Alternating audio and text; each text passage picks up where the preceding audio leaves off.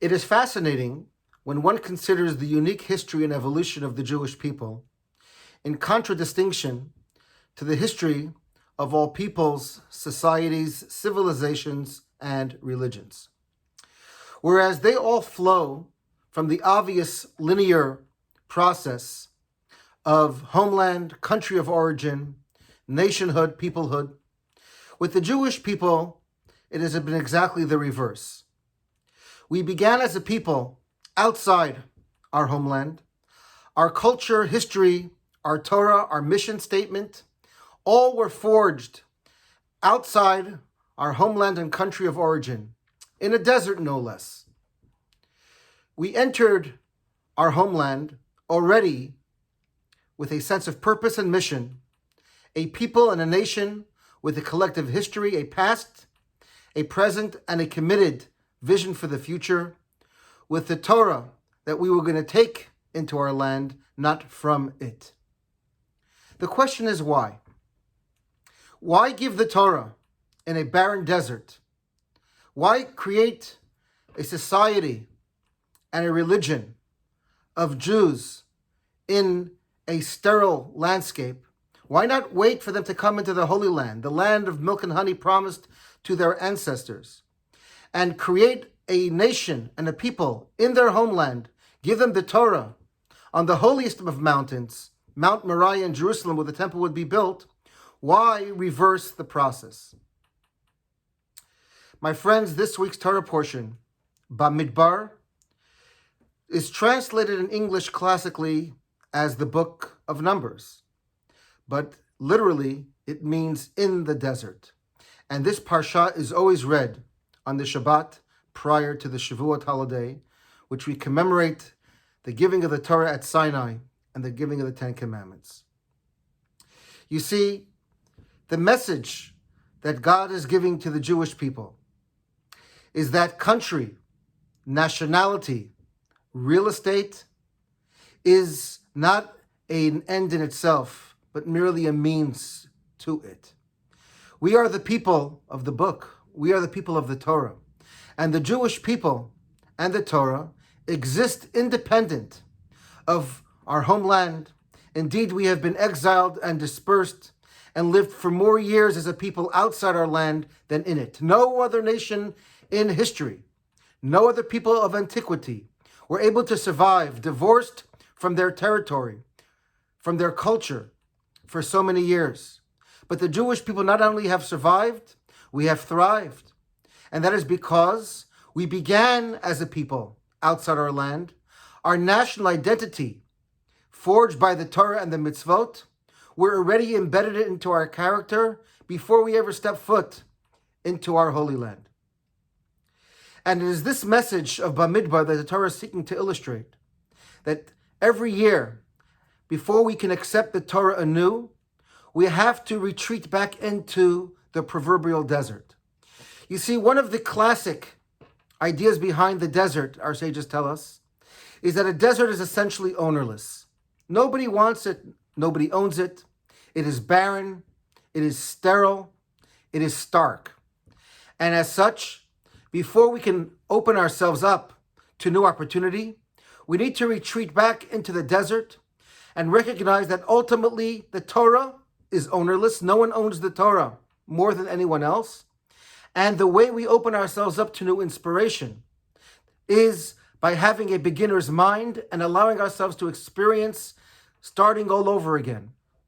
Today, people go to the desert on a trek and a journey to find themselves. They realize that the hub and the loud din of the city does not allow for introspection and self-growth. A desert where it is quiet, no artificial lighting, no noise, no commercialism, allows one to come into touch with their inner core. And the Torah teaches us that God took the Jewish people into the desert and brought them to this innocuous, anonymous mountain called Sinai in the middle of the desert. And it was precisely there that God created our national identity and history. It is after that that we were able to go into the land of Israel and create a society around those ideas, morals, and ethics. My friends, aside from the idea of a desert being ownerless, the additional idea that mystics tell us is that the mission statement of the Jewish people is not to be okay with a desert remaining a desert, but transforming the barrenness of that landscape into something that's flourishing. Indeed, the metaphor of the land of Israel and the Jewish people have been the ability of transforming a desert into a blooming oasis. Where do we get that optimism? Where do we get that drive? Where do we get the conviction that deserts are meant to be transformed into gardens, not left alone to be deserts forever? It is from the journey the Jewish people took at the beginning of time. God took us from the desert into Israel and showed us how through the Torah and the mitzvot we can transform not just every physical desert into a spiritual garden, but the desert landscape of humanity, the hollowness and emptiness of our character, of our ego, can all be sublimated and transformed into something beautiful. This ultimately is the message of Judaism, that human beings are not inherently evil. Human beings all have the ability to be transformed and to become productive, spiritual human angels. And it is such that the Torah, God gave the Torah to imperfect human beings, not to angels, to teach us that all of Torah is there to elevate us, to take deserts and make them into blooming oases, to take human beings and transform them into more noble, more compassionate, more idealistic, and more ethical people. And so therefore, whereas all of society begins with real estate and then emerges from there with their culture, our culture informs how we govern. Our Torah teaches us how we create a society. Our societies are dictated by the mores and principles of the Torah and mitzvot. So these principles of Bamidbar, as we go into the desert once again, to start all over again, because essentially we are obligated to every year start anew. And in order to start anew, we have to go back into the desert, take that trek, and open ourselves up to the new possibility, to the new opportunity of what the desert affords us. That Torah is ownerless, and we all have equal access to it. No one owns Torah more than anyone else.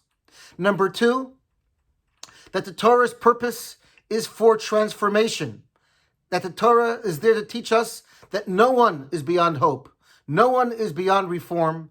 All of us can become those deserts in Bamidbar and become ultimately transformed into the land of milk and honey. And when we do, we bring these three elements together, the desert, the Torah, and the land of Israel, and create the Garden of Eden that God envisioned many years ago when he created the world. This is the ultimate purpose of creating heaven on earth, not abandoning it, but transforming our world into the garden, into the heaven that we have been gifted the opportunity to do. Shabbat Shalom and happy Shavuot.